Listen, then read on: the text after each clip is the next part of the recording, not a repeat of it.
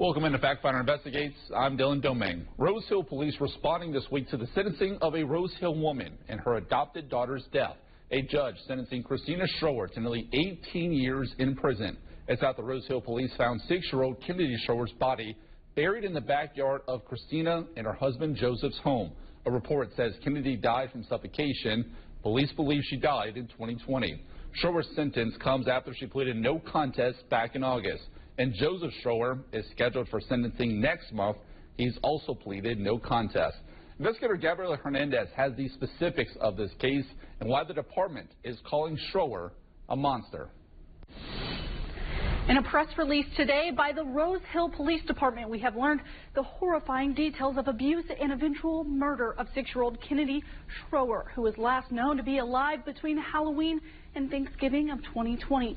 Christina Schroer sentenced to 18 years in prison, something Rose Hill PD says is, quote, nowhere near a high enough price for her torturous killing of Natalie Garcia, a beautiful 6-year-old child.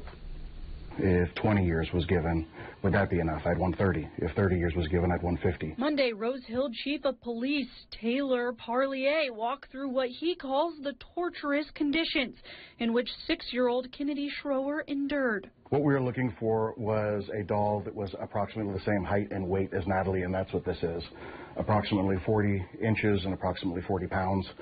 And this is the exact dimensions of the box in which she was killed. Adopted alongside her sisters and 2 other children by the Schroer family in 2019, Kennedy was said to be isolated, tortured, abused, and neglected by Christina Schroer. PD describing the conditions as if the girls played with their hair, moved their hands or feet, or otherwise wiggled around in bed during the night, even without making a sound.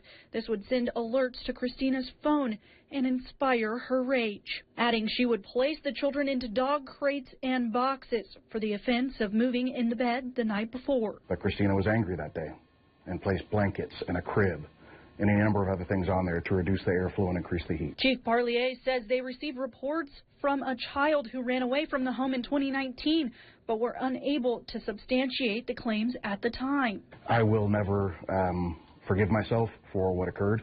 Just a block and a half away from my office, a child was placed into the cold earth. So frustrating doesn't begin to comprehend what I'm feeling at the moment. And while they were initially unhappy with Schroer taking a plea deal, the more I thought about this and the more I spoke with the county attorney's office, the more it became evident that what we were doing was protecting the living. We were protecting the kids so they wouldn't have to come back out and speak again and have to relive this trauma. Rose Hill Police Department says Schroer used the children and money received from the state to fund her gambling addiction, with a total of money out of $4 million, adding, quote, while I cannot say justice was done, I can say that a person who found perverse pleasure in placing other humans in boxes must now live in a box of her own. Thanks, Gabby. 2 men are in custody in connection with a large-scale raid in the Wichita area involving local and federal agents. Those searches happening at 6 local dispensaries and 2 homes. It concluded a month-long investigation into drug trafficking involving local and federal agents. Sedgwick County Sheriff Jeff Easter says detectives have recovered marijuana and guns, including rifles, handguns, and a flamethrower. 2 men are now in custody in connection with the raid. Both have previously been convicted of federal felonies. The sheriff describing the scale of those raids. That's one of the larger cases that we've done in recent times, with the amount of personnel to safely execute these search warrants. It's still a safe spot and everything, and hopefully everything gets cleared out and out of the roads, because we need Wichita to be better, and this is one step ahead for this. Now, this investigation doesn't just involve marijuana and guns. The sheriff says detectives also believe they may find meth and fentanyl during their searches. Drugs getting into jails, a nationwide problem, and the Sedgwick County Jail is no exception to that, with thousands of people moving through the facility each year. Even small lapses can put inmates and staff at risk. Investigator Keith Grant went inside the jail to see how staff work to keep drugs out.